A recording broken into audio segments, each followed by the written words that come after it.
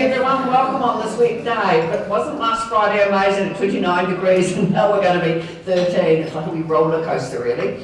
Now I'm Maura Stiles and I'm the President of the Settlers Association, so welcome to the Tuesday Club. And if anyone wants to become a member, they're welcome to join. I always say this a little bit, and they can join at the front desk. Now today we're really fortunate, we've got Beth Rees who works here and she's the Assistant Registrar at Toitū. And she's going to tell us about how the process is undertaken when they have an exhibition of dresses. So we've had the one that was all about the big day, the weddings, and currently we've got the Eden and Dunedin. So welcome, Beth.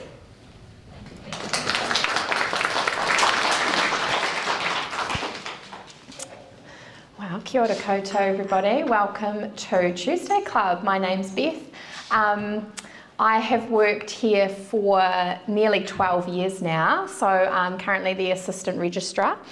And I thought today would be a really good opportunity with all of the ID fashion and the opening of our Eden and Dunedin exhibition, just to share a little bit of what goes on behind the scenes, so what the collections team and the exhibitions team here at Toitū does before you see such a beautiful exhibition out on display. So it's sort of revealing some secrets, and I like to think of it as you're going to a wedding or you're going to a garden party or you're modelling on the catwalk, and this is all the process that happens before, all the secrets that happen at home before you go out. So I've sort of presented this in a way where we start with the idea of what's going to be happening, we plan the party, we figure out who's coming along, we get ready, we set up the venue, and then we have the big reveal. So first we need to start with the event idea. A lot of the time that comes from the curator. So we have two curators here on staff, Sean and Pete. They both have their expertise areas that they have about the collection. So for the wedding exhibition, which we opened in 2021, that was Sean Brosnahan. So he has a really good handle on the collection in the costume store, and he knows what sort of wedding dresses we have, and he comes up with a brief that he presents to the team and says, we'd like this to go in the Material Culture Gallery, long-term display, and we're going to do it chronologically, and then what sort of things might feature. So the curator also writes the text and does the research, then writes the text, and makes the labels. So you can just see a little snippet of the sort of background behind the wedding exhibition we did. And you will notice that we're wearing face masks in most of the pictures because it was that time we don't speak of. For our latest exhibition, Eden and Dunedin, we have the wonderful Dr. Jane Malthus, who is on the steering committee to do with the Eden Horse Central Otago Trust. And I believe the idea came from her to put on some of our wonderful local designers that are represented in the Eden Hall collection. And so this is a photo from a sort of reconnaissance we had. We went over to Alexandra and we met with the Central Otago District Council members, and they showed us some of the costumes. So there's also obviously the book, so we'll do a plug for the beautiful book, which is selling out like hotcakes. If you haven't got a copy, make sure you get in there before they sell out again. There also was an Eden Hall exhibition at the Douse. Yeah, following on from sort of other events that are happening around the Eden Hall collection. So we need to plan the party or the exhibition. This is just a flowchart, just to show you all the different steps that we might go through. So in our team, we've got the collections team, the exhibitions team. We have to start with the project, the brief, and then we go through things like text and editing and loan agreements and insurance and preparing the items for display, and all the interpretation and the submissions, and yeah, just a wee background just to show you what happens sort of maybe over a year out. We also have our gallery space. So this is a sort of bird's eye view of all the cases that we have, and that's what we're able to work with in terms of filling them with beautiful objects, drawers, we've got domes, we've got wall space for showing paintings or digital images, and we've got our big water, our big floor cases. So with the Big Day exhibition, as that was an in-house exhibition, Sean selected says 22 options to fill 12 to 15 spots, and so he sort of writes like a proposal of why he would like that item in the display. So you can see this bottom one, Sarah Cull, she's listed as a hero object, so it was really important that we got her on display because it's such a beautiful outfit, but also is from 1872, so it's pretty in beautiful condition considering its age. And this is a great photo of me with a clipboard, looking, I don't know if I look miserable or bossy, either or. And so on the clipboard is this piece of paper. So when we went to Alex to view the Eden Hall collection for the first time, we wrote notes about everything we were looking at. So we actually measured everything, and we did talk at the time with Jane. We also had an expert from Te Papa called Sam Gatley. She's a costume preparator, so she makes the mannequins, like you can see over here, for putting underneath costume. That's what she does in Te Papa. So she came with us. She was able to look at the costumes and sort of advise us on what shape we might be creating of the mannequins underneath the garments. And she's also an expert in sort of making things and padding and yeah, just looking at the outfits and knowing what sort of form they might look the best on. So she came with us too, and we started to brainstorm whether things might be on a black mannequin or a gold mannequin, whether they need arms, petticoats, that sort of thing. So then we had to work out who we were inviting to the exhibition. So who are we putting out on display? This is a screenshot from our database. So all of our collection objects are on a digital database called Vernon, and that's where we capture their numbers, their sort of details, their background information. We can also write materials, measurements, that sort of thing, and location. So we had to go through our costume store and locate the item, so that was step one. As you can see, when we got her out, she was a little bit crinkled, but there's a photo coming up where she looks beautiful, so just hold that thought. We also measured them. So with wedding dresses in particular, they have huge trains or veils, and we need to make sure that they can actually fit inside the case. So one of the things we did was put them on mannequins and just work out their floor plan. So here's a photo of some of them just out in the costume store, being looked at by their photos of them on their wedding day. And unfortunately, some things, as you know, aren't in a condition that's safe to show them on display. So this one here, you can see possibly wasn't washed or cleaned after the wedding day, which is, I haven't washed my dress yet, it's been a few years. And so you can see the staining that's formed under the arms there just from it being in storage. So unfortunately, that's really difficult to remove. So she was unfortunately cut from the list. Over on this side is a waistband of, that's actually Sarah Cull's, who I mentioned before, the 1872. Silk goes through this process where it starts shattering. I'm sure you've seen that before, and once it starts, it's very hard for it to stop.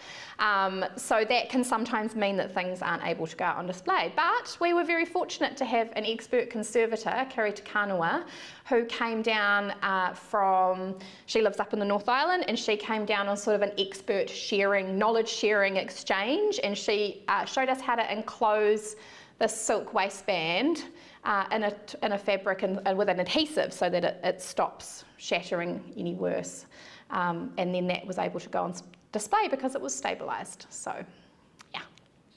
Cool. And then we just pop back over to Alex. Here's some of the dresses that you'll see on display, just on some very cursory mannequin. We just pop them on so we could get a look at how they sit on the forms. And some of them unfortunately had some stains or some damage to them, so we were just trying to work out how we could arrange them so that you couldn't see that part of staining. And we also had a cool idea to do some posing with the mannequins. So the big day mannequins were quite straight up and down, and we were thinking with this display we had a bit of chance to show a bit more movement and do a little bit more excitement with it. So that's Sam doing a little bit of a pose there. And We also obviously had Jane, who was helping us to work with the shapes. So because these were sort of 70s, 80s garments, they would have sat in specific ways. And we also had these beautiful reference model photos that you'll see in the book from when they were worn over the last sort of 10 years by the models. And so that was another reference point for us. And that's just a photo, there's just a wee tear, so obviously these things happen, especially with this type of material. And this one here is a sort of sketch that Sam drew up, just talking about how we might be able to get some of the sleeves, underpinnings of the sleeves, to sort of show the garments off a bit. And once we've got the list and we've got the photos of them, our wonderful designer Tim makes these renders, so that this is the trousseau case from the wedding show and this is the sequin case, so that we can place them in the case and we can see what we think they might look like, to do with colours, to do with placement, if they fit, and that's just a wee snap of those. And they just look very pretty, so I took a photo of all of them for you. We did change the order slightly, yeah. And that's the items hanging up, awaiting their mounting. So as I said, with the wedding exhibition, we were so fortunate because we had wedding photos. So we know the date that they got married and we have these lovely photos of them from their wedding days. So that provides a really valuable resource when we're creating the mannequin shapes. We can make them look as similar as they did to the women on their wedding day or the men on their wedding day. So they sort of watched over us the whole time. And then, as I said before, we have the model photos from the Eden Hall photo shoots. So that gave us a really good indication of how high that skirt was and how that belt was tied. And she's got her arms in her pockets, and we actually did that with the mannequins on display too. So, yeah. So then it was time to go to our mannequins. I love them just lined up there waiting. I don't know if they look scary or welcoming. So it was time to get ready. I made a whiteboard and I'm very proud of this whiteboard. People might think I've gone a little crazy when they see it all, but really it was just one place to put everything on. So it has a photo, it has the case it's going in, it has the mannequin, and it has what we need to do for it before it goes on display. This whiteboard is now covered in great big red crosses because it's done, so that's very satisfying as well. So the first thing we do for our exhibitions is we need to do a condition report. So that means that we get the item out and we go through it with a fine-tooth comb and we check for any pieces of damage or any stains. You can see there we've got some staining, some creasing, loose threads, and we make a big note of it, so that we know what the condition is like when we take it out of the box, and we can check it when it comes off display to see if it's sustained any damage over the exhibition, which hopefully it hasn't, and it really does. But it's also really good for us to know where we might need to handle it carefully, and those beautiful embroidered flowers they were hanging off in places as well, so it's a really good chance for us to do some work on them as well. For example, here we could see that the buttons had possibly been moved and maybe these had been changed over time, so that was really interesting. And on our black and red leather outfit, it was actually missing quite a lot of these pretend coins and black leather. So instead of having this on display, we managed to sort of make a replica which we've attached just over the top so it can be removed when the item comes off display. And then when you look at it in the case, you can't read that there's any difference or anything missing. So we were quite proud of that. And this here is a photo of Rangi, who I mentioned before. She's doing some cleaning. And here's our lovely volunteers, Jan and Ingrid, who are stabilising the embroidery on this beautiful wedding dress that was out in the big day show. So sorting out the leaves and redoing the beads and that. So, yeah. And I guess this is just about how do we know what to do when it comes to putting a costume on a form. So these are wonderful books. They're actually at the front if you are interested and would have to have a closer look. So people dedicate their lives to writing books about how to put costumes on mannequins. That's very helpful for us. So yes, just beautiful pictures on the front as well. So We use two types of mannequins. These are perfect, so the ones that are standing in the room are perfect mannequins. They come from Auckland. They have sort of a museum range. These are known as sort of bust forms. And basically what we do with the mannequins is we pad them up. So we can remove parts. You can see that our mannequin over here has had a section removed. But mostly what we're doing is we're building up a form, we're creating shapes to add padding to areas that need it. So you might put on the dress and it's a bit loose in the chest, or it's a bit loose around the stomach, and so then you're adding layers of dacron to build up the form, and then it gets a cover over the top. So this looks like a chicken, but it's actually a small child mannequin. So she had little puffy sleeves, so she's got some kind of stockings and padding over the top of her, and basically everything that's a dress or a long skirt gets a petticoat. So we use calico, Rigoline. We either do a drawstring at the top or we stitch it on depending on the sort of look of the garment, and that just helps to sort of hold the shape. You know, when you hang things in the wardrobe, so you want them to have sort of a little bit of shape to them. So that's what the petticoats are for. We also use this netting just to create, it's sort of crunchy and it creates the bigger shape. This is a beautiful mannequin that Sam made. You can see she's very talented. So this has got silky arms, a silky petticoat, and then a body cover. And this is the Sarah Cull wedding dress again, the 1872. She actually needed a magnet to be sewn on because her jacket wasn't closing at the front. So we can do little tricks like that to make sure that the clasps close without intruding on the garment and damaging it anyway. This is one of the lovely wedding dresses we had out on display, and it just shows you before and then after Sam's magic. So we could put them out like this on a form, or we could build up the form and just get them looking really top notch. So I think you'll agree there's an improvement there. Here's some more pictures of padding. So I don't think I need to explain those too much. And this one here, this was for a male, but because of the size of the 1860s men, actually I've got the gentleman over to the side here, he's actually, I think this one. So because of the slope of the shoulders, we couldn't use the modern mannequin that was available because they're just too big and bulky. So we had to use a female mannequin. We cut out the chest and we cut out a notch at the bottom so his pants could go up. And then we've padded over the top of that. So we've now got quite a handful of these mannequins with cut out holes. Yeah, I'll show you that in a little minute just over there. So honestly, Sam's just this creative genius when it comes to doing things like this. So we even go down to details such as making sure that there's black caps on the end of the sleeve. So if anyone, say a 4-year-old or someone, was to look up at the mannequin, you're seeing like this nice black infill. You're not seeing foam or anything. And that's just an example over there of how she had one arm. She has one arm sticking out, so we had to do just a little bit of black arm on the end there. And this is how they're made. I call it the ravioli. You just sort of go around and pull it in, and it's simple when you know it. But if you didn't know it, looks, you know, very effective. So we also make arms. So everything's got a padded arm.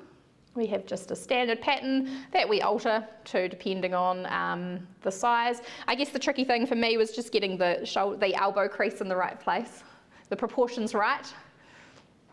And this year for Eden Hall, we actually used some new arms. So we bought these articulated arms from AliExpress, which of all places. And then we have got our technician to cut holes out the side of our mannequins, fit in a little sort of plug, and then these mannequins, these arms, can screw in. And if you do it tight enough, they can sort of assume any position. And I did see that Vivienne Westwood exhibition had them too.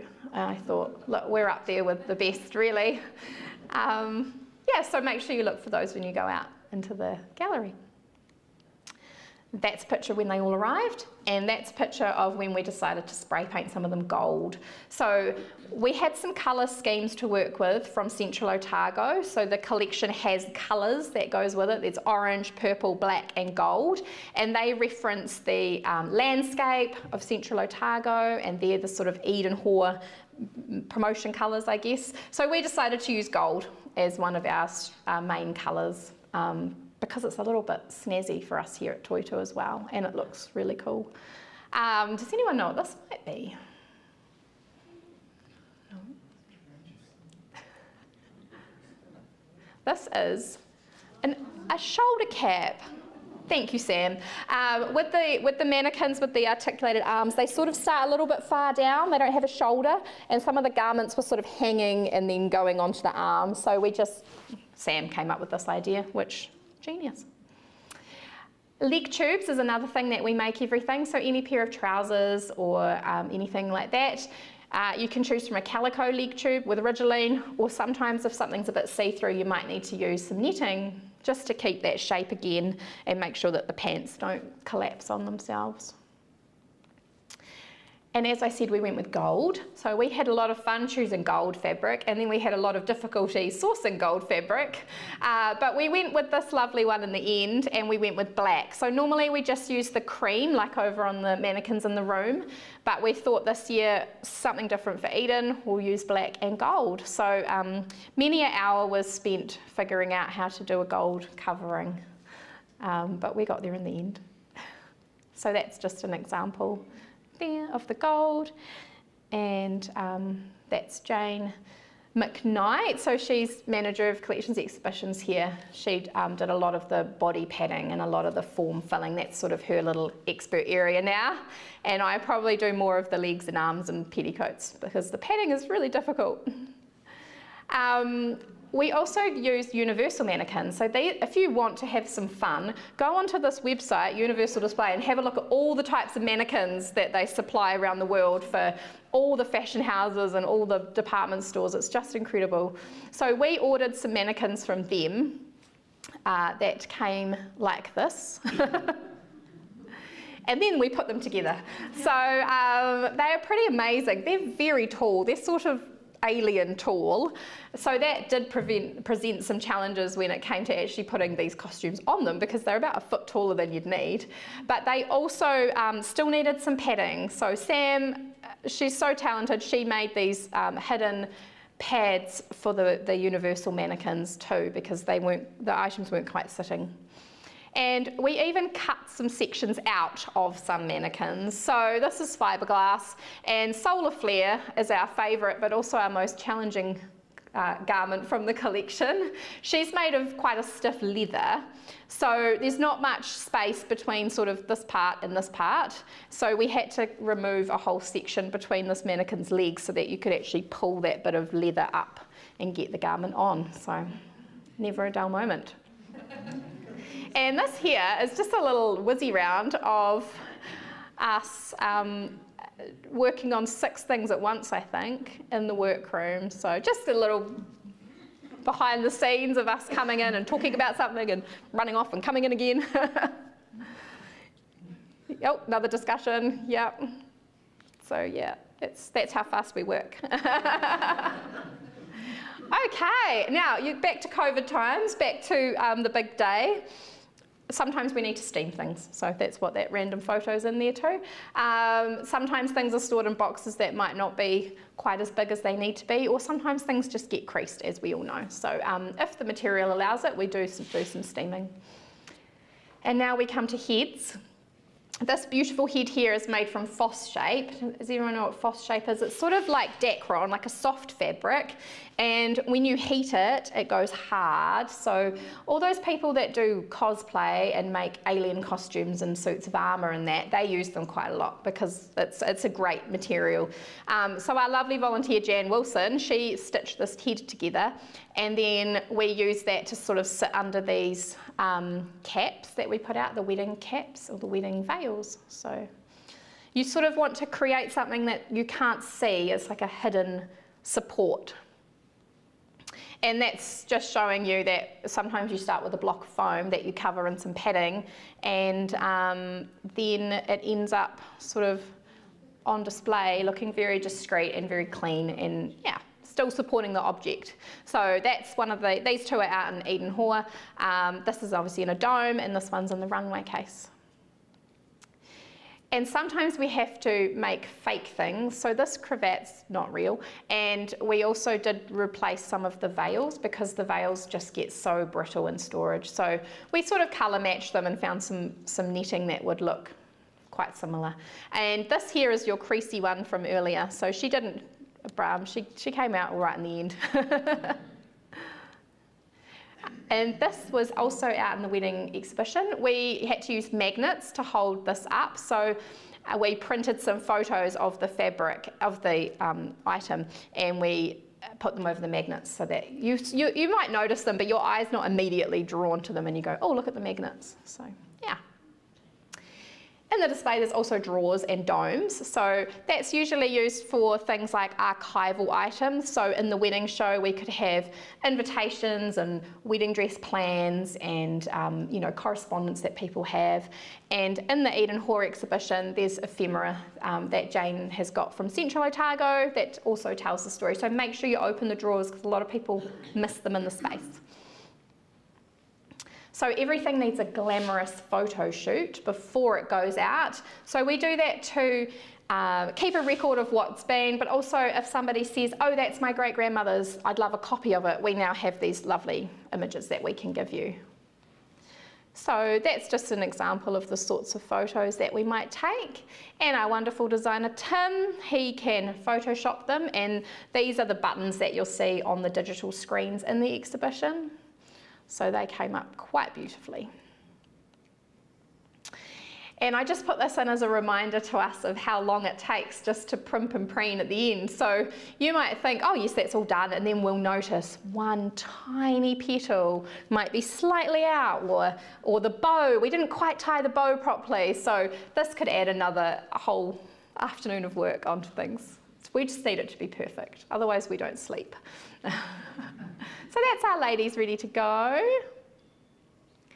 And then I just thought I'd mention quickly about what we do in the space. This year we have a chandelier. So Eden's chandelier is gracing our ceiling, so that looks incredible.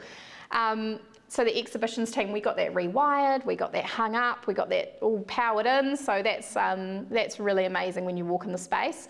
We also have that wonderful photo wall that incorporates 2 AV screens as well as a whole lot of photographs, and we've really utilised that with Eden really well, I think. It tells so much of his story, but also has the model photos, which is really lovely. And here's some shots of our tall ladies being wheeled in to the gallery. She sort of looks like she's doing this on her own, which I thought was quite awesome. Just levitates through to the gallery. And there's our trustee exhibitions team popping them in the cases. Sometimes, yeah, it's just showing you that we put archives out and we put them onto book mounts or things onto pillows. And we also take light levels of items. So we don't want the lighting to be too harsh because obviously things fade and then we can't put them out for as long. So what we've actually done this year is we've replaced all the lights in there with these new fittings that dim down when there's no one in there. So that means that we can put the light levels higher when people are in there because they're not up, you know, they're not under this light all the time. So we just take levels and we can do calculations to work out the exposure that items have had. And there's wonderful Jane. Just making sure those hot pants are right in the right position. Which we did a few times, didn't we? And this is a very strange shot, but basically I'm just trying to show you, we have a big glass machine, which is these 2 big suckers here and this big machine, and we take these panels off by ourselves. So we used to get Viridian glass in every time we needed to access a case, and now we can do that ourselves. So we have to do the PPE, the hard hat, the gloves in case it breaks, and we can take the glass on and off, which is obviously wonderful. So now we come to the big reveal. So this is an image from the suits that we put out. I hope you all came and saw the Big Day exhibition when it was on. And some of the wedding dresses. There's Miss Creasy right there. She's really looks very beautiful now. Something else that we did for this one, the oldest one in our display, is we made these sort of arm coverings. Yeah, we just try and do things that make it look a bit more visually like it would have done. And we are so fortunate that we had Jane come along and do some training with our VHs, our visitor hosts, so that they can then show people through the exhibition. So that's a really important part of putting things out on display. And I have just whizzed through that, and here we are at the end. Does anybody have any questions? Oh. Ask about some of your items over there. Yes, I will. I will have to change the lights. Let me figure this one out. Any questions while she sorts out about the displays? Yes, there's one over there. Yeah. You were saying that male physique had changed over the years. What was the difference between the physique of males earlier on and now? I presume it has something to do with red hair. Yeah, just from my own personal experience of mounting the costume, shall I come back over here? Just from my own personal experience mounting the costume, they were just so much tinier. People were just so much smaller. They were probably smaller than me, which makes me feel like a big giant. And they just seemed to have like less, like the outfits had more sloping shoulders. So yeah, I think they just were smaller in stature, and also the shape was different. So now I think you'd probably be a bit more kind of bigger around this area. And if you think about it, say for like the 80s, you had the really big shoulders. So I guess it's just the fashions changed, but I also think the size of the people probably changed. So this guy over here, he... Do you want to add something, Jane? I was going to say, it's not just the fashion in human shape, it's the fashion in mannequin shape as well. So modern male mannequins are almost distorted in their shape. They're really wide in the shoulders, and lots of muscles around the top of the shoulders and the peaks and so on, regardless of whether an actual human being looks like that. And they do distort the shape of the garments. Yeah, and here you can see we've sort of sloped that a bit, so it actually comes down more than, goes across. But yeah, he's kind of tall for the ones we put on display, and you can see he's only a tiny bit taller than me, so yeah. Is there any other questions? Sorry, I'm aware that this is on camera and I'm wandering around. Anybody got any other questions? What was the most difficult one to deal with? Oh, that was definitely solar flare. I wonder if I can go back. Oh, she's right there. She's my favourite, but also definitely the most challenging. Even still, I think to wear this would be a particularly uncomfortable outfit. But there are some beautiful photos in the book of, was it Alana wearing this one? Yeah, and I don't know her feedback on it, but yeah. It was definitely tricky to get on, even a living person. Yeah. So the woman who made this dress was quite tall and quite thin herself, and I think used herself as a model to fit the garments. And yeah, so anyone who's not quite that shape, it is a bit tricky to get it on, because you've got it's a constrained distance between the shoulder and the crotch, obviously. So yeah, it can feel quite odd. It's also and culottes. they've got it on a form that's got a bent leg. Yeah. So that creates that sort of rippling in the leather at the bottom there, which Sam has very carefully padded out, so it's all supported for the exhibition. And it's trousers. It's multiple layers of fabric in these sort of pink, yellow and orange colours. So Sam's actually underneath here, there's actually sort of petticoats for the legs. So each leg has a petticoat to try and get that shape. So, Are the arms and legs also leather? Or No, just. No. fabric. Yeah, these just this section and here's the leather part, that bit. Yeah. Was it all in one? Yes. Mm. Yes. Just a wee zip up the back. Yeah, it's got a wee zipper Yeah. at the back, but that doesn't help enormously.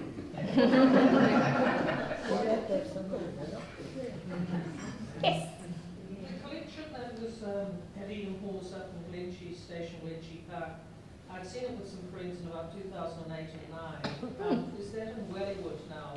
No, that's this. This is. Yeah. Well, so all of the, so it's now owned by the Central Otago District Council. Oh, fabulous. And we've got 35 garments here, which is just over 10% of the collection. Although we got more. There's 226 outfits in the collection and about 50 accessory items of one sort or another. And there's something else I was going to say then, Louise, but I can't remember what it was. Sorry. But yes, no, it's all in storage in the Central Stories Museum, actually, but it belongs to the Central Otago District Council. So were you able to choose which garments you wanted to exhibit? So that's Jane. So she was our curator. Yeah. So she chose items that had a Dunedin provenance, so like a maker or a designer related to Dunedin. In some cases, yeah. So, this gallery, the Material Cultural Gallery, has a case in the centre that has traditionally, in the exhibitions that have been in there so far, been associated with a Dunedin designer, and so we had leather garments in the collection that were associated with a Dunedin designer, so they went in there. But I had two constraints in a way for selecting the garments. One was that I didn't want to use what had already been at the Douse, because we need to rest those garments for a while. And secondly, I wanted to have a spread of the kinds of clothes that Eden collected. The leather, the wool, the evening wear, the day wear. So that was kind of how I operated in terms of choosing. No, I just got one comment to make, and that is that I came here today because the last time I saw the Eden Hall collection was when Eden showed it to me in his glass sliding bookcase, Wardrobes. Yeah. And the only things that I got to see in my 2 hours there was the ones he wanted to show me. Do you recognise any? Came out on a coat hanger. Yeah. So I thought to myself, well, I better come and see what they do to make them look as good as what you've got there, and I compliment you immensely for that. Thank you, that's so kind. And in my involvement with the Settlers Museum, I worked with Jane, and I think it was the Zonta group gave a really large sum of money at that time, about 30,000.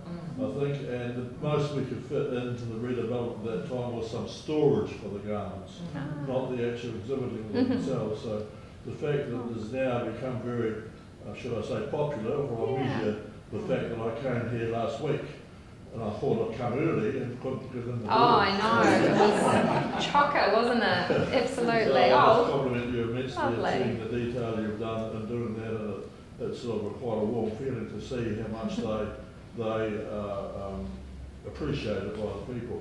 And certainly I think that, and this is something that's possibly a little bit negative, is the fact that the Central Otago landscape has certainly assisted the sale of your books. That was the point. Absolutely. And thank you. Yeah. And when you go into the space, you'll see the big screen that we've got. There's a lot of Central Otago imagery in that too. So we really do want to ground these items in the Central Otago landscape as well. I'll just say the exhibition is out for 2 years, so you can see it over that time. And I know that over in at Central Stories, there's some pop-ups as well. Yeah, they've got a pod. So one of the other things that we as the steering committee are doing is trying to think of ways to display it in Central Otago over time. So we've been developing what we're calling some pods, which are standalone display cases in the shape of the old Barbie doll case. I don't know if you remember that, but the first iteration of this pod was made by the design students at Otago Polytechnic, and they came up with that idea. And now we're up to iteration 5, I think. So there's a pod at Central Stories with some other photographs and things, and then there are also now a couple of those pods at Low High in Ranfurly. Don't know if you know about that, but that's where the old department store in Ranfurly was. A couple have transformed it into a kind of destination shop. They've also got a wine bar in there, so they're showcasing Central Otago wines. But they've created this sort of little runway effect, and they've got a couple of pods and some other things with clothes, with garments from the collection. Yeah. So that will be up all winter, I think. Excellent. Well, thank you, Beth. I think it's fascinating, and I think that costumes is really a form of art, so we should go and enjoy it. And one of my friends said, was this only on for the weeks off ID? And I said, 2 years, because people were really worried they wouldn't see it. So thank you so much, No and people worries. can come and have a look. Yeah, absolutely. I can show you anything if you're interested. So. And just to let you know, if you want to buy the book and you're a member, you get 20% off. So I might as well do a wee plug. Thank you. Yeah, thank you so much. Thanks for having me.